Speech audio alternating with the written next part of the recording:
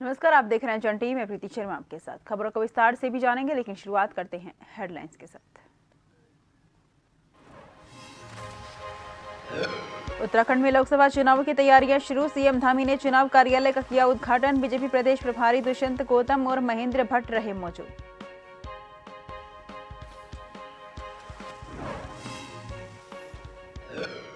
देहरादून के वित्त विभाग के अधीनस्थ भवनों का लोकार्पण। सीएम धामी ने किया लोकार्पण। आईटी पार्क में आयोजित हुआ कार्यक्रम।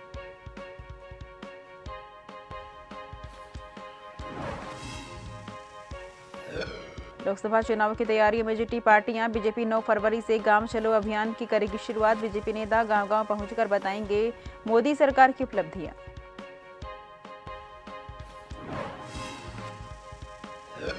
सितारगंज में पालिका क्षेत्र में डोर टू डोर कचरा कलेक्शन पर उठे सवाल। निवर्तमान सभासदों ने विशेष लाभ पहुंचाने का लगाया आरोप। अधिशासी अधिकारी को सौंपा मांग पत्र।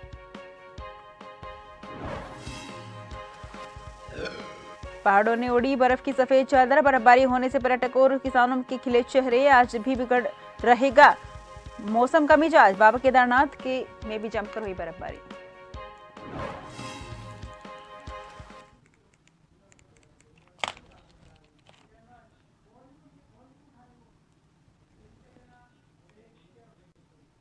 रुक करते हैं खबरों की ओर, जहां पर सीएम पुष्कर सिंह धामी ने कार्यालय का उद्घाटन किया है। बता दें कि मुख्यमंत्री पुष्कर सिंह धामी ने देहरादून परेड ग्राउंड स्थित महानगर पार्टी कार्यालय में बीजेपी प्रदेश प्रभारी दुष्यंत गौतम और बीजेपी प्रदेश अध्यक्ष महेंद्र भट्ट की मौजूदगी में उत्तराखंड लोकसभा चुनाव कार्यालय का उद्घाटन किया। बीजेपी लोकसभा चुनाव रणनीति के तहत बृहस्पतिवार को राज्य की 5 लोकसभा सीटों पर चुनाव कार्यालय शुरू किए गए हैं।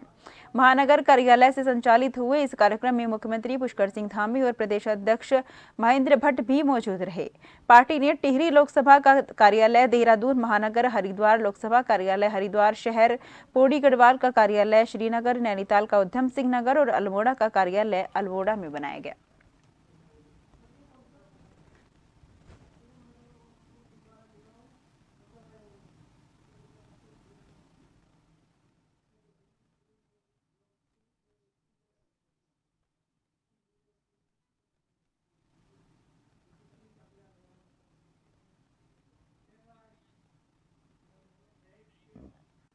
लोकसभा चुनाव को देखते हुए बीजेपी के चुनाव प्रभारी दुष्यंत गौतम ने लोकसभा कार्यालय का उद्घाटन किया। राजधानी देहरादून के महानगर को टिहरी लोकसभा का चुनाव कार्यालय बनाया गया, तो वहीं हरिद्वार, पौड़ी, नैनीताल और अल्मोड़ा लोकसभा के लिए भी वर्चुअल रूप से कार्यालय का उद्घाटन दुष्यंत गौतम ने किया। इस अवसर पर बीजेपी कार्यालय में मुख्यमंत्री पुष्कर सिंह धामी, प्रदेश अध्यक्ष महेंद्र भट्ट सहित सैकड़ों की संख्या में बीजेपी के नेता और कार्यकर्ता उपस्थित रहे।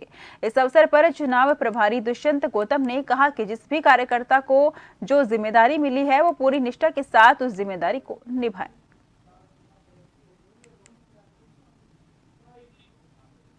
भारतीय जनता पार्टी ने आज उत्तराखंड प्रदेश का प्राथमिकता पर 5 लोकसभाओं का वीडियो कॉन्फ्रेंस द्वारा उद्घाटन किया गया है, जिसमें हमारे मुख्यमंत्री पुष्कर धामी जी, प्रदेश के अध्यक्ष श्री महेंद्र भट्ट जी और सभी स्थानों पर जो हमने प्रभारी बनाए हैं, संयोजक बनाए हैं, सह संयोजक और विस्तारक और वहाँ के विधायक और वगैरह सारे उपस्थित थे।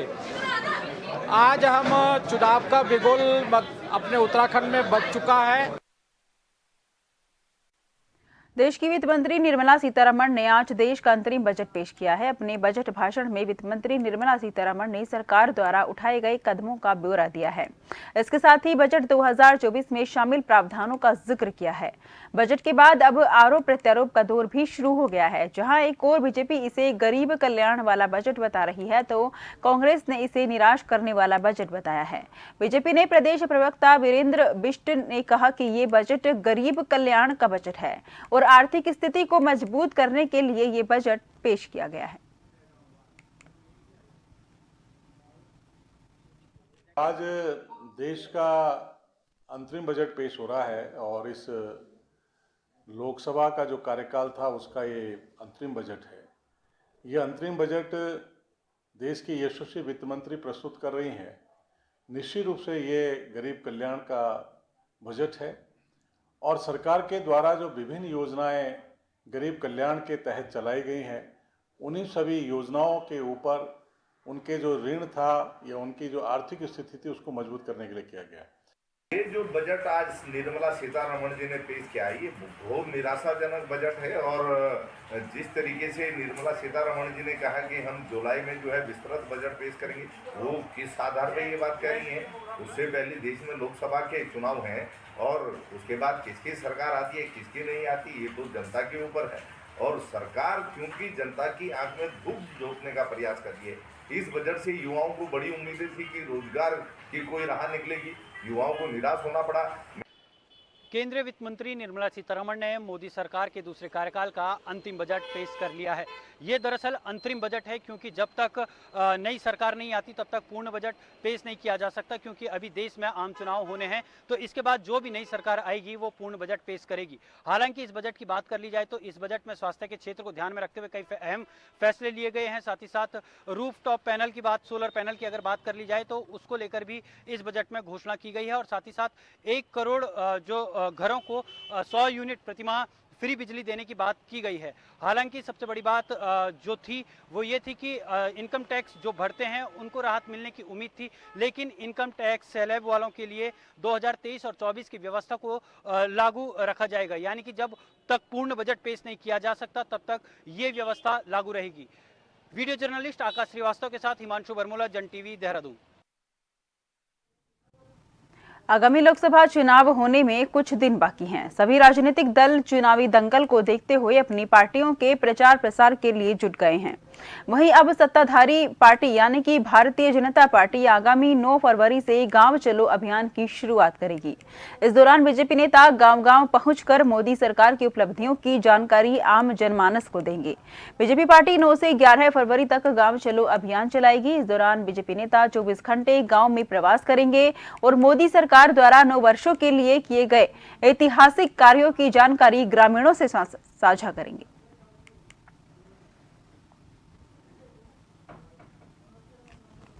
हमारी डबल इंजन की सरकार ने जो योजनाएं इस प्रदेश के लोगों के लिए बनाई हैं, उन सब लोगों से वार्तालाप करना, गांव के अंदर हमारे प्रदेश पदाधिकारी हों, जिले के पदाधिकारी हों, एक दिन रात्रि को प्रवास भी करेंगे और गांव के लोगों से संवाद भी करेंगे। और इससे ये भी हमारा वो है कि जिस बूथों को हम पिछली बार कुछ वोटों से हार गए थे या जिन बूथों में अच्छा नहीं कर पाए थे, उनको भी हम बेहतर कर सके, उनको भी हम अच्छा कर सके। और उत्तराखंड के अंदर रिकॉर्ड मतों से 2024 में भारतीय जनता पार्टी जीते, इस पर फोकस है। निश्चित रूप से गांव चलो अभियान में प्रत्येक कार्यकर्ता, प्रत्येक पदाधिकारी, हमारा प्रत्येक जनप्रतिनिधि जुटने वाला है और जनता से संवाद करने वाला है।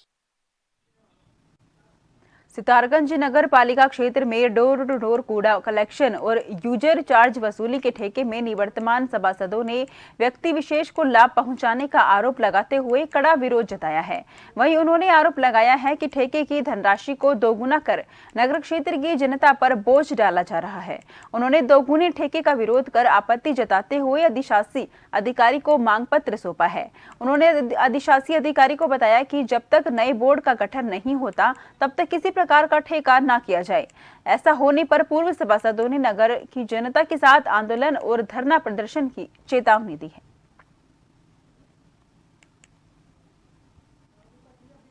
सभासदों ने एकत्र होकर यहाँ पर एक ज्ञापन दिया है, पत्र दिया है। पत्र का मतलब यह है कि एक जो ठेका था डोर टू डोर कलेक्शन का, वो पूर्व में जो है पालिका द्वारा 1 साल का किया जाता था और 10 लाख, 10.5 लाख रुपए का था। जैसे ही बोर्ड हमारा भंग हुआ उसके बाद तुरंत ही इन्होंने अधिकारियों ने, अधिशासी अधिकारी ने गोलमेल करके उसको जो है 20 लाख रुपए का कराया गया, जबकि ये जनता का बिल्कुल जनता के पैसे का बिल्कुल दुरुपयोग किया जा रहा है। भाई जो ठेका जो है 1 साल का ना करके 5 साल का किया जा रहा है। जबकि जब हमारा पूरा बोर्ड था, हमने इनको लिखित में दिया था कि जो पूर्व का ठेका है 10.5 लाख रुपए का जो ठेका था, उसको आप जो है 6 महीने के लिए बढ़ा दीजिए जब तक बोर्ड नहीं आएगा। डोईवाला में त्रिस्तरीय पंचायत संगठन ने खंड विकास अधिकारी के माध्यम से मुख्यमंत्री और प्रधानमंत्री के नाम ज्ञापन सौंपते हुए पंचायत प्रतिनिधियों का कार्यकाल 2 वर्ष तक बढ़ाए जाने की मांग की है। साथ ही कहा कि कोविड काल में सभी पंचायत प्रतिनिधियों ने सेवा के काम किए, लेकिन सरकार की तरफ से कोविड काल के दौरान कोई वित्तीय बजट भी पंचायतों को नहीं दिया गया है। इसलिए हम चाहते हैं कि पंचायत प्रतिनिधियों का कार्यकाल 2 वर्ष तक बढ़ाया जाए, जिससे रुके हुए विकास कार्यों को किया जा सके।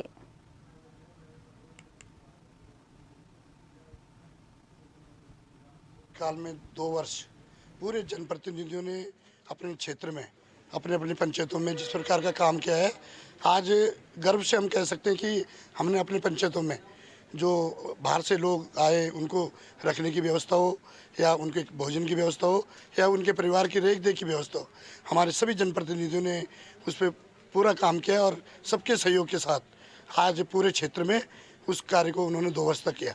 हम उसी 2 वर्ष की मांग कर रहे हैं कि 2 वर्ष का कार्यकाल हमारा और बढ़ाया जाए, ताकि जो परेशानियां जो हमारे जनप्रतिनिधियों के द्वारा जितनी भी परेशानियां उस दौरान उन्होंने झेली है, आने वाले समय में विकास कार्यों पे वो 2 वर्ष लगाएं। जो कोविड जब ये प्रभु साहब ने बताया भी 2 साल में कोविड काल के थे, उस दौरान हम लोगों ने एक तो हमारा समय वो वित्तीय जो बजट आना था वो भी नहीं आया और उस दौरान हमने कोई काम नहीं कर पाए, क्योंकि उस दौरान जो भी काम किया वो सोशल वर्क और समाज सेवा में हमारा पूरा समय लगा रहा। तो हमें चाहते हैं कि जो 2 साल हमारे बर्बाद हुए हैं वो 2 साल हमें और मिले, ताकि हम आगे और काम कर सकें। हमारा 2 साल कोविड में ख़राब हो गया, 2020 और 2021, तो वो हमारा 2 वर्ष का कार्यकाल बढ़ाया जाए, जिससे हम बाकी समाज सेवा अच्छी तरह से कर सकें। जो कमी थी हमारी उस टाइम रहेगी वो अब पूरी हो सके, यही चाहते हैं कि 2 साल और बढ़ाया जाए। कमियां नहीं, कुछ बजट नहीं आया, जो कुछ भी किया हमने अपनी तरफ से किया। वहाँ पे राशन बांटना था, जो भी था कोविड में गांव में बहुत सारी समस्याएं थी, कोई सुविधा नहीं थी उस टाइम। तो 2 साल बहुत मुश्किल से गुजारे हम लोगों ने, सभी की मदद की, जो भी किया अपने पास से किया, बाकी कुछ नहीं आया, कोई बजट नहीं आया, कुछ नहीं आया था हमारे पास उस टाइम पे। खबर चंपावत से है, जहां टनकपुर एनएच पर एक कार अनियंत्रित होकर लगभग 50 मीटर गहरी खाई में जा गिरी। इस दुर्घटना में कार में सवार 4 लोग घायल हो गए। वहीं सूचना पर पुलिस और राजस्व विभाग की टीमों ने घायलों को खाई से बाहर निकाला और जिला अस्पताल भेजा।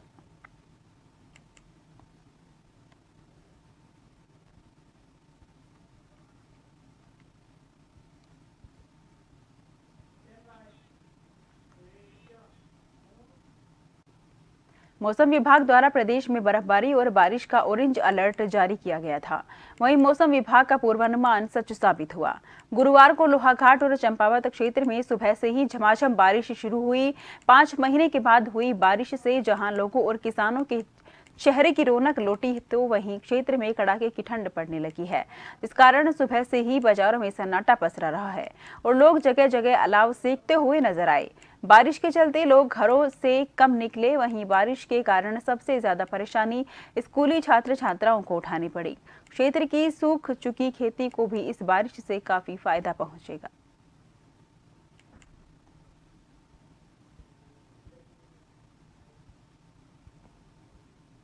फसलें सूख रही थी, जो ये आलू के बीज खरीदे थे लोगों ने, वो सब घर में बेकार पड़ रहे थे। इस बारिश ने पूरा नया जीवन दे दिया है किसानों को।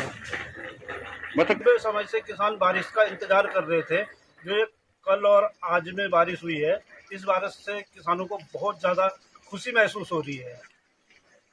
उन फसलों में बहुत नई जान आ रही है। जैसे हमारे प्याज के पौधे थे वो सूख रहे थे, गेहूँ सूख रहे थे। खबरों का सिलसिला जारी रहेगा। फिलहाल लेते हैं छोटा सा ब्रेक।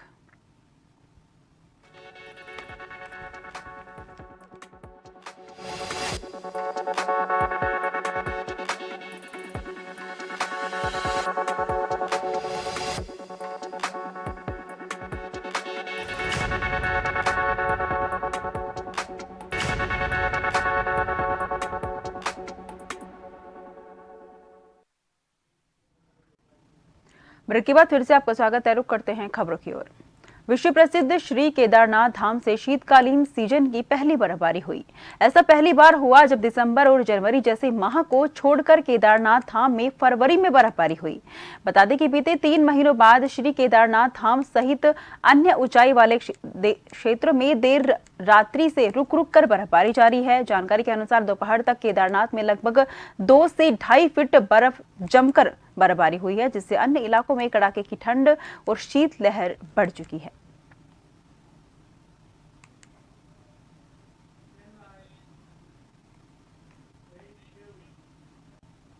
उत्तरकाशी की ऊंचाई वाले क्षेत्र में लगातार हल्की बर्फबारी और देर रात को जबरदस्त बर्फबारी हुई। ऊंचाई वाले क्षेत्र में 1 फीट के लगभग बर्फबारी पड़ चुकी है, जिससे कि इस सीजन की सबसे ज्यादा बर्फबारी देखने को मिली है।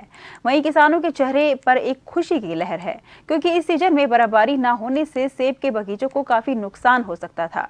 अब बर्फबारी पड़ने से सभी के चेहरे पर खुशी की लहर है। वहीं बात की जाए पर्यटकों की, तो वो हर्षिल वैली में बर्फबारी का लुत्फ उठाते हुए नजर आ रहे हैं।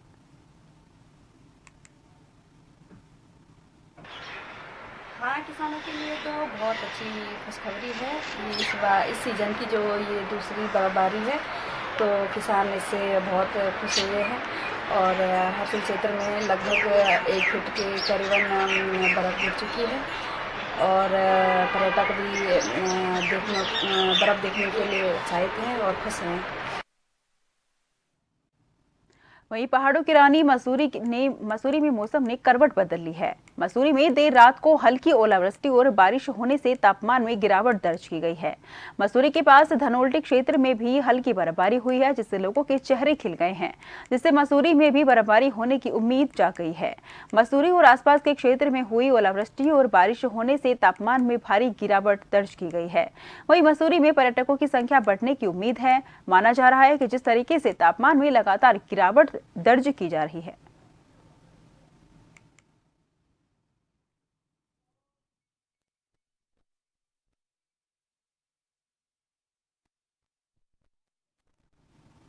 वहीं मुखवा धराली हर्षिल सुखी में 1-1 फुट बर्फबारी होने से उत्तराखंड के उत्तरकाशी के ऊंचाई वाले कई इलाकों में गुरुवार को ताजा बर्फबारी हुई।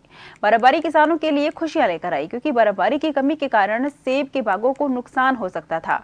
उत्तराखंड के निचले इलाकों में भारी बारिश हो रही है। मौसम विभाग ने उत्तराखंड के पहाड़ी इलाकों में भारी बारिश, बर्फबारी और गरज के साथ छींटे पड़ने का 24 घंटे के लिए येलो अलर्ट जारी किया है। मौसम विभाग ने कहा है कि बर्फबारी के कारण पहाड़ी इलाकों में सड़कें और राजमार्ग बंद हो सकते हैं और बिजली सप्लाई पर भी असर पड़ सकता है।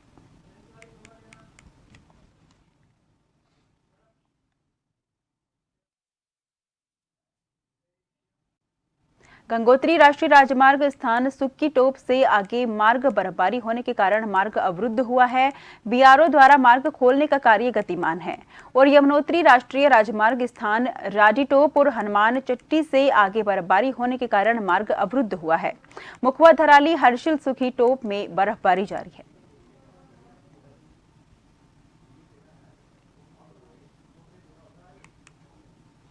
से बारिश थोड़ा मौसम बना हुआ है। ऊंचाई वाले क्षेत्रों में बर्फबारी हुई है। इसमें सुक्की से ऊपर गंगोत्री राष्ट्रीय राजमार्ग यमुनोत्री राडी टॉप के पास तथा हनुमान चट्टी से आगे ये बंद मुख्य मार्ग ये बंद चल रहे हैं। अभी धौंतरी वाला भी बंद चल रहा है, जो PWD का मार्ग है। इसमें मशीनें लगाई गई हैं और तथा ट्रैफिक को भी नियमित किया जा रहा है, ताकि ऐसे जगहों पर लोग न जाएं। और जैसे अभी बर्फबारी हो रही तो लगातार कार्रवाई की जा रही है और लोगों को इस तरह से संसाधनों को अपडेट करने के लिए निर्देश दिए। और ऊंचाई वाले क्षेत्र में लगभग सभी क्षेत्रों में बर्फबारी हो रही है। खबर डोईवाला से है, जहां बुल्लावाला मार्ग पर पुल के पास बड़ी दुर्घटना हुई, जहां एक कार दुर्घटनाग्रस्त हो गई, जिससे कार में सवार 7 लोगों में से 2 की घटनास्थल पर ही मौत हो गई। वहीं 5 लोग घायल हो गए। घायलों का अस्पताल में उपचार जारी है। वहीं पुलिस मामले की जांच कर रही है।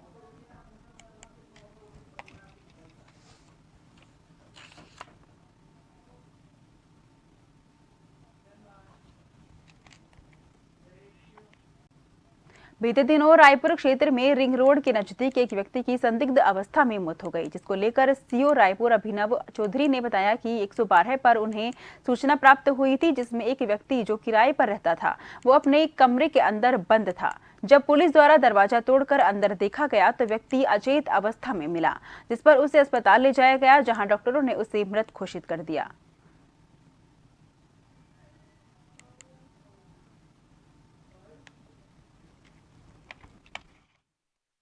ये 28 तारीख को 112 पे सूचना मिली थी कि एक जो उनके किराएदार ने बताया कि जो रामदयाल हैं, लखनऊ के रहने वाले हैं, जिनकी उम्र 55 वर्ष है।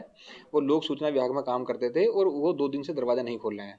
जब पुलिस वहां गई और मौके पे अड़ोस पड़ोस वालों के साथ मिलकर दरवाज़ा खोला गया तो उनकी वहां डेड बॉडी पाई गई। प्राइमा फेसी देख के पता लगा कि वो काफ़ी टाइम से बीमार थे और उनके लीवर की और काफ़ी चीज़ों की दवाइयाँ चल रही थी। तो जब देखा, फिर उनके फैमिली वालों को बताया गया तो यही चीज़ सामने निकल के आई कि उनकी जो डेथ है वो लंबी बीमारी के कारण हुई है और बाकी फैमिली वालों से इनपुट लेके उसमें जांच की जा रही है और फिर कोरोनेशन हॉस्पिटल में उनका पोस्टमार्टम कराया गया। लोक निर्माण विभाग बेरीनाग द्वारा पभिया मतोली रायागर मोटर मार्ग में 10 किलोमीटर सड़क की स्वीकृति में 5 किलोमीटर सड़क का निर्माण हुआ है। सड़क निर्माण का कार्य पूरा नहीं किए जाने से आक्रोशित महिलाओं ने लोक निर्माण विभाग कार्यालय पर प्रदर्शन किया। साथ ही भंडारी गांव की महिलाओं ने पीडब्ल्यूडी सहायक अभियंता को ज्ञापन दिया है। वहीं महिलाओं ने चेतावनी देते हुए कहा कि संबंधित विभाग ने समय पर निर्माण कार्य शुरू नहीं किया तो आने वाले लोकसभा चुनाव में वोट का बहिष्कार करने के साथ साथ क्षेत्र के ग्रामीण महिलाएं उग्र आंदोलन करेंगी।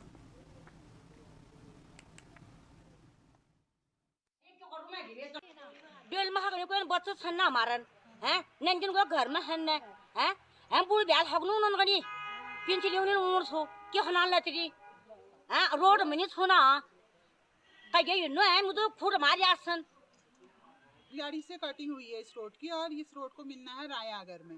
2010 की स्वीकृत रोड है और अभी तक इसमें सिर्फ 5 किलोमीटर लगभग कटिंग हुई है और वो भी आधी अधूरी हुई है। तो ये सभी महिलाएं अभी आई हैं। इससे पहले भी हम 2019 में भी यहाँ पे आए थे इसी गांव से कि इस रोड को आगे को कटिंग किया जाए करके, और अभी एक्शन साहब से मेरी बात हुई तो वो बोल रहे हैं कि 5 किलोमीटर की कटिंग है। तो फिलहाल के लिए मुझे दीजिए इजाजत। देश भर की तमाम खबरों के लिए लगातार देखते रहिए जन टीवी, क्योंकि हम हैं जन जन की आवाज़।